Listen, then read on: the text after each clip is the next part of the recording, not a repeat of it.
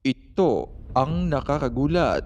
Binanatan nga ng gusto ng mga senador na si Joel Villanueva at Bato de la Rosa ang House Speaker na si Martin Romualdez dahil sa umano'y lantarang panloloko at pananamantala nito sa mga mahihirap nating kababayan sa pamamagitan ng pagbibigay ng ayuda. Ngunit galing din naman ito sa pera ng taong bayan upang pabanguhin lamang ang kanyang pangalan at para sa pangsariling interes. Ginamit din umano nitong si Martin Romualdez ang pagbibigay ng ayuda nang sa gayon ay mauto niya ang maraming Pilipino na pumirma sa mga dokumento patungkol sa isinusulong ngayon ng Kongreso upang palitan ang ating saligang batas at upang matupad din umano ang kahibangan nitong si Martin Romualdez na maging isang ganap na Prime Minister dahil alam naman umano nito na kung idadaan lamang ito sa boto ay hindi siya mananalo. Sinasamantala nga umano nitong si Romualdez na hawak niya ang budget ng ating gobyerno sa kanyang pansariling kapakinabangan at dahil na rin sa pagmamadali nitong makuha ang kanyang mga ambisyon sa buhay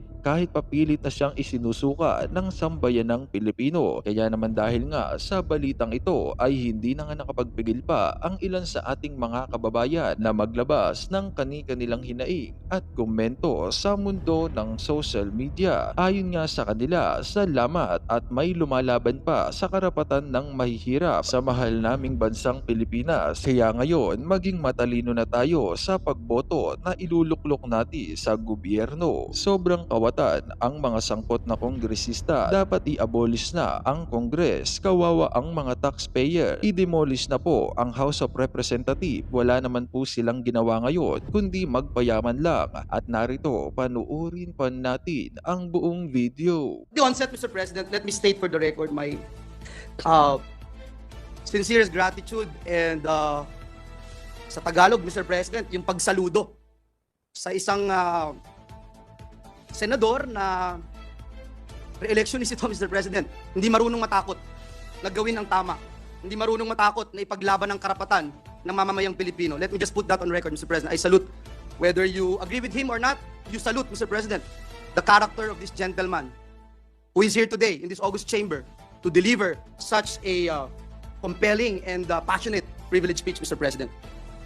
Mr. President, ang unang katanungan ko sa ating kasama dito sa bulwagang ito, binanggit niyo po, Ginoong Pangulo, yung third mode of changing the Constitution, which is People's Initiative, Mr. President.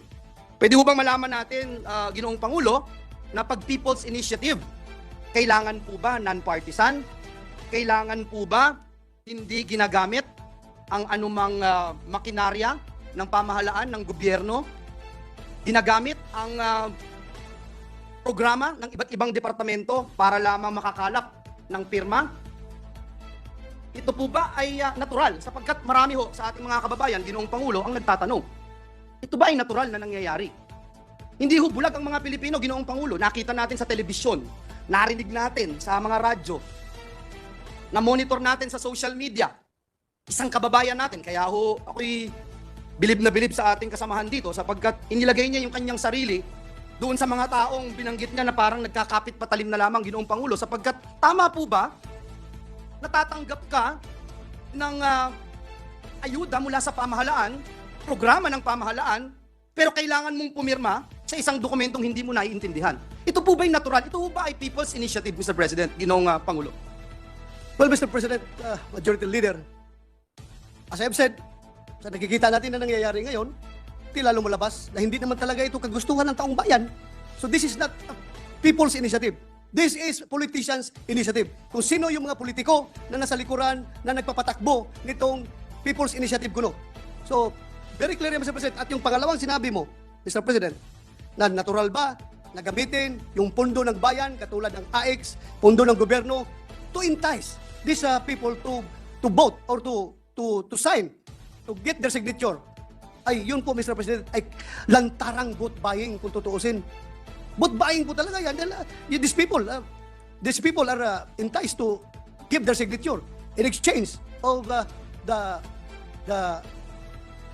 money that is being offered to them through the government programs and services like AX, TUPAD, and what other programs that we have, Mr. President. Ginoong Pangulo, ako ho ay humahanga sa ating kasama dito sa Senado sapagkat alam ko ho, siya ho ay taga Davao, taga Bohol, ngunit malalalim yung Tagalog na ginamit, Pilipino na ginamit ng ating kasama dito sa Senado. Natatandaan ko ho, yung binanggit niyang isang salita, naghihikahos, nagdarahop. Ginoong Pangulo, ako po, habang nakikinig ako sa ating kasamahan dito sa Senado, hindi ko ho mapigil kung hindi mapukaw yung silakbo ng aking dugo sapagkat binabanggit ng ating kasamahan yung pananamantala.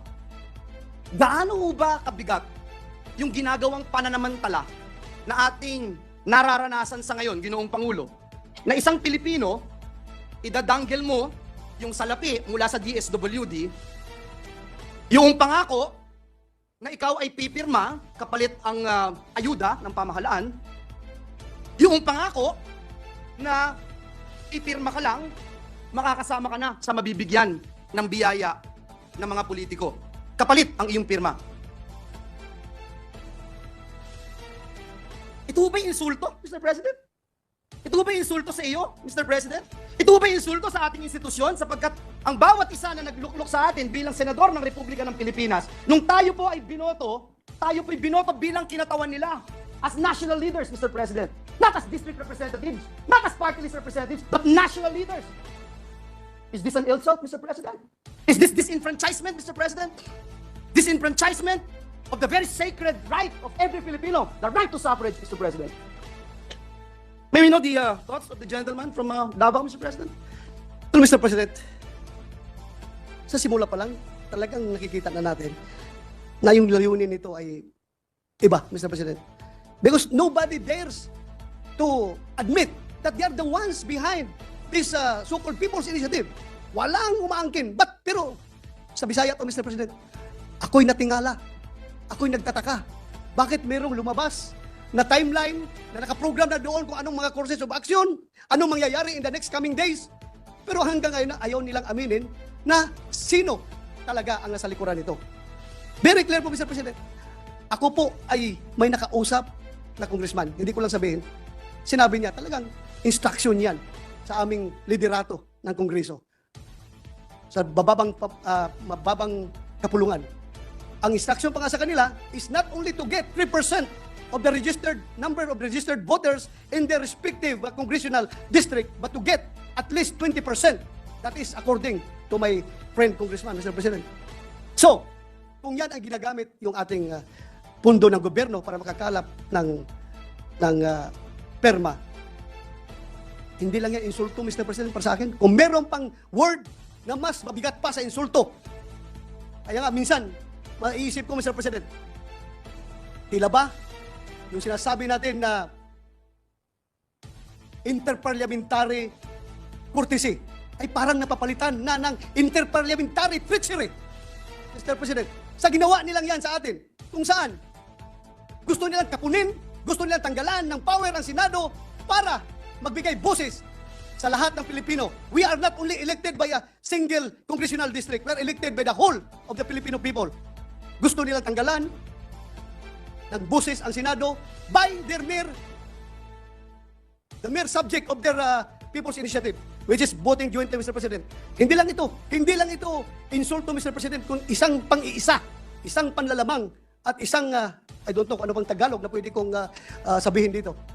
Kung Bisaya lang, Mr. President, mas marami pa akong masasabi. Pero wag na lang, hindi maintindihan ng lahat ng Pilipino yung aking sasabihin. Mr. President, Ginoong Pangulo, as I speak before you today, Mr. President, I am hearing and seeing some news reports from leaders of the other chamber quoting this representation's name, Mr. President, na may ebidensya daw po ba, Mr. President? Ginoong Pangulo, gusto kong banggitin sa bulwagang ito, kahapon nag-launch tayo sa social media lamang, Mr. President, para sa mga lalaki at babaeng nabudol, nasamantala, at na-realize nila na sila ay niloko at ginoyo ng pekeng initiative na ito, PI din, Mr. President. After 24 hours, Mr. President, libo-libong complaints, picture ng text messages, picture ng mga aktibidades, Mr. President, ang ating nakalap. 90%, Ginoong Pangulo, 90% ng mga nagrereklamo, sinasabi ang pangalan ng kongresista, pangalan ng mga staff ng kongresista, pangalan ng mga chiefs of staff ng kongresista. Mr. President, nagkataon lang ho ba ito? Nagkataon lang ho ba ito, Mr. President? Ang tanong ko. Sa tingin niyo po, Ginoong Pangulo, kayo po na nagsabi na meron din po kayong nakausap na ilang kongresista. Meron din po ako. Alam niyo, Ginoong Pangulo, napakasakit po para sa akin magsalita ng ganito dahil galing po tayo sa House of Representatives. Kayo, Ginoong Pangulo, Senator Risa, Senator Sani, Senator JB, Senator Win, Senator Mark, lahat po tayo galing ng House of Representatives. Ako po, Ginoong Pangulo, wala akong Joel Villanueva kung walang House of Representatives. Lahat po ng natutunan ko, paano ako makakapag-contribute for nation building, natutunan ko sa House of Representatives. Kaya masakit po sa akin, Ginoong Pangulo, ang makita 90% ng reklamo, House of Representatives. Nagkataon mo po ito, Ginoong Pangulo. Magsasalita na po ako, yung alam ko ho, personal, hindi lang yung sinumbong sa akin na sinasabi kong 90%. Sa aking lalawigan, ito yung pinakamasakit. Lalawigang tinubuan ko, Mr. President. 20 taon mahigit ang hinintay bago nagkaroon ng representante ang dakilang lalawigan ng Bulacan dito sa bulwagang ito. Tapos may ganito, Mr. President. Nakausap ko yung mga konsihal, nakausap ko yung mga kapitan, nakausap ko pati toda, Mr. President, na ginamit ng mga kongresista doon. Doon nga po sa Hagunoy, pinapirma sila. Sa Hagunoy, Bulacan, hindi alam kung ano yung pinipirmahan. Meron pang iba sabi, online game lang. Nanalo kang 300 pesos, i-Gcash sa'yo. Bigay mo lang yung telepono mo. Nandito po. At hindi kagaya noong mga nagpalabas ng TV ad at nagpupush ng peking inisyatibo na ito, hindi nila mapinpoint kung sino sila. Handa po ako ibigay ito. Handa akong sabihin kung sino itong mga ito. Ipakita itong mga ebidensya na ito, Mr. President. I'm just wondering, Mr. President, bakit ganito? Nakita ko po si Senator Cynthia Villar, galing din po sa House of Representatives. Bakit ganito, Ginoong Pangulo? Hindi ho ba pagpapalit ng kalye, pangalan ng kalye dito sa Pilipinas? Pag pinapalitan po ang kalye, pangalan ng kalye. Ginoong Pangulo, matanong ko po ang ating distinguished colleague. Pag pinapalitan po ba ang kalye, pangalan ng kalye dito sa Pilipinas? Pagkatapos po bang maipasa sa House of Representatives, batas na po ito, palitan na ang kalye? Hindi pa, mga Ginoong Pangulo. May Senado pa. Dadaan pa yan sa Senado. Pagkatapos may BICAM. Mr. President, hindi pangalan ng kalye ang pinapalitan. Kaluluwa ng bayan natin ang pinapalitan. Na for almost 40 years hindi ginagalaw. Na for almost 40 years. Hindi basta-basta pinakikialaman. Bakit? Kaluluwa ng bayan to. Now you see with your own eyes on television. Now you hear the complaints of the people. And I will use and borrow the words of Senator Bato de la Rosa, yung mga nagdarahop, yung mga naghihikahos, mga nangangailangan ng tulong, nangangailangan ng ayuda ng gobyerno, umaasa sa tulong ng gobyerno, pagsasamantalahan natin para lamang ma-extend ang termino natin, para lamang ma-abolish ang Senado. Mr. President, kung gusto ng taong bayang i-abolish ang Senado, I don't mind. If it is the will of the people, I don't mind. Ano mang klaseng gusto ng ating mga kababayan, dalhin man ang ating bayan sa kangkungan, dalhin man ang ating bayan sa impyerno, kung yan ang gusto ng taong bayan, susunod tayo. Re-respetuhin natin. Pero Mr. President, Ginoong Pangulo, kung ayuda ng gobyerno, ipagkakait mo. Kung hindi ka pipirma, Hindi ka makatanggap. hindi ka makakatanggap. At ano ito? Katang-isip ni Senator Bato de la Rosa? Katang-isip ni Joel Villanueva? Bakit hindi natin tanungin ang bayan?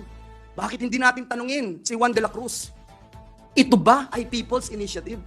Mr. President, I can go on and on, but I just wanted to also ask our dear colleague, where do we go from here, Mr. President? How do you want this privileged speech, Mr. President? Pagkatapos nating i-refer, and I suppose, if I may, mamaya ay i-refer ito dun sa committee ni Senator Amy Marcos ng Committee on Electoral Reforms and People's Participation.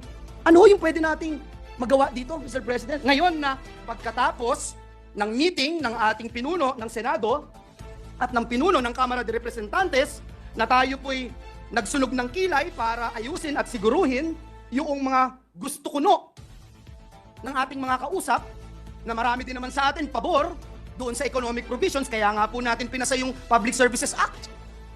5 sektor lang yung hindi natin pinagalaw na magkaroon ng 100% ownership, Mr. President. Ngayon, Mr. President, where do we go from here? Kailangan pa ba nating ispilingin yan, Mr. President? Kailangan pa bang i-memorize yan kung seryoso yung ating mga kausap, Mr. President? Sa pagpapasa nitong joint resolution na ito? That's my question, Mr. President. Well, Mr. President, if I may add, kanina, nag-start yung aking investigation on the alleged scam ng ayuda scam na nangyayari sa Davao del Norte. At kami doon, lahat na nandun na senador, ay akala namin yun ang pinaka-the worst na nangyari. Yung 10,000 na ayuda na binigay, ay binawi yung 9,000 at 1,000 lang ay binigay sa ating mga kababayan na itong pumirma. So, out of 10,000, 9,000 binulsa ng mga nag-recruit sa kanila at ang 1,000 ay binigay sa kanila. Akala ko, the worst na yun na pangyayari. Pero if I am going to borrow the words of our majority leader, hindi lang 9,000 ang katumbas ng ginagawa ngayon ng People's Initiative, kundi kaluluwa ng ating bayan ang kapalit ng perma ng ating mga kababayan. So dapat ang Senado ay hindi matutulog. I implore all our colleagues, wag nating hayaan ito. Magtutulungan tayo dito. Hindi natin papayagan na masisira itong ating bansa dahil lang sa kagustuhan ng ilang mga politiko na gustong mag-perpetuate in power.